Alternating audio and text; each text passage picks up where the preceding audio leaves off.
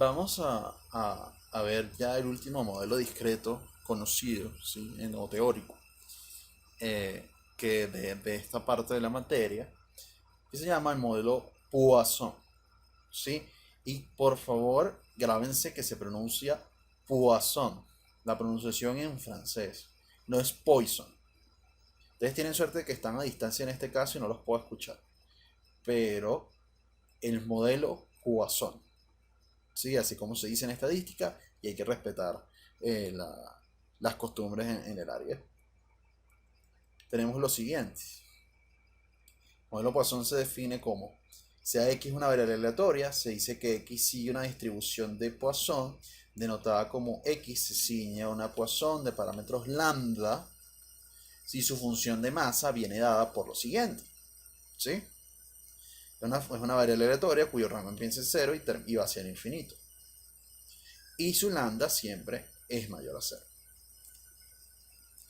Si X se distribuye Poisson de parámetro lambda, entonces tenemos que la esperanza de X es igual a lambda, la varianza es igual a lambda, y aquí tienen las funciones generatrices de momentos y probabilidad.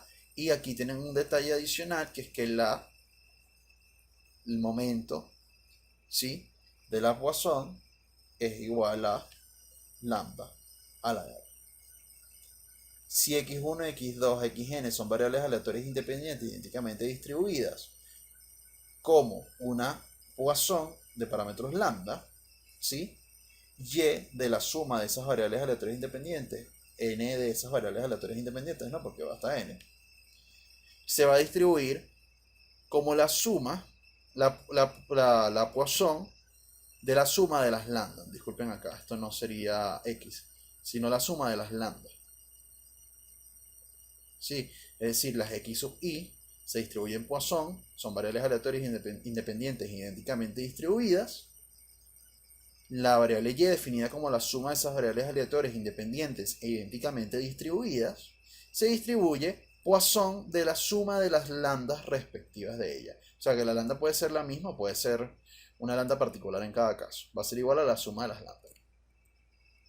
Ahora, ¿cómo se define la variable Poisson? Y esta variable es bastante relevante a nivel práctico y bastante compleja de definir, ¿sí? Porque tiene que cumplir ciertas características.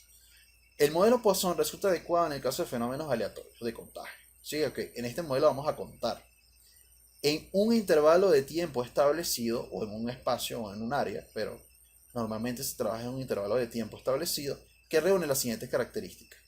La estructura probabilística es invariante en el tiempo, es decir, nosotros asumimos con el modelo Poisson que la distribución de probabilidades no va a variar, y eso indica hasta el mismo lambda del Poisson. Recuérdense que si cambia un parámetro de una distribución, cambia la estructura probabilística completamente, ¿sí? Porque el comportamiento estadístico va a ser distinto, ya que los parámetros que definen a la misma función de masa van a cambiar. Los sucesos ocurren en un cierto intervalo de tiempo, eso está definido: un año, un mes, 2 minutos, 5 minutos, ¿sí? La probabilidad de que ocurra un suceso en un intervalo pequeño fijo de 0 a t es proporcional a la longitud de ese intervalo. Si va a depender de qué tan amplio sea el intervalo, mayor va a ser la probabilidad o menor va a ser la probabilidad de que un suceso ocurra en un intervalo específico de ese intervalo de tiempo. De hecho, existe una m que se refiere a la frecuencia, ¿sí?, en la que se da los eventos y se asocia directamente a ese intervalo de tiempo que estoy usando como referencia. ¿Para qué? Para poder obtener lambda. Eso lo vamos a ver aplicado en el ejercicio en el siguiente video. La probabilidad de que ocurran dos o más sucesos en un intervalo de tiempo muy pequeño puede despreciarse. Es decir, si yo estoy hablando de que ocurre en un minuto unos eventos, ¿sí?, y digamos que yo reduzco el intervalo a microsegundos, para exagerar, la probabilidad de que ocurran dos o más sucesos puede ser mínima en ese pequeño intervalo de tiempo. Es tan reducido que puede ser mínima, aunque depende obviamente del fenómeno, ¿no? Hay fenómenos donde sí pueden ocurrir esos comportamientos. Ya uno se pondría místico, ¿no? Podríamos hablar de física y cosas así, que por ejemplo, partículas pueden moverse a velocidades muy altas y por ende, si pensamos en términos de física mecánica clásica,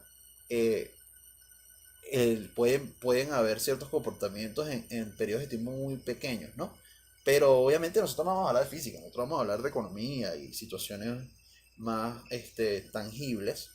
eh, sí puede despreciarse, puede llegar a despreciarse. Pero recuerden, depende del fenómeno. Cuarto, la probabilidad de que ocurra. Ah, no, eso ya lo acabo de decir. X, entonces va a ser ¿qué?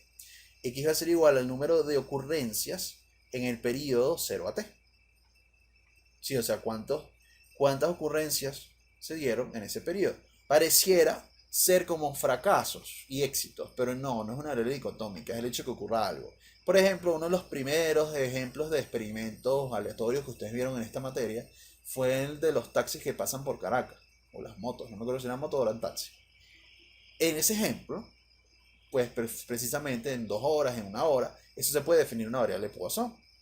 Cuántas motos transcurren en una parte específica de la ciudad en un tiempo determinado. ¿Sí? En 2 horas, en 1 hora.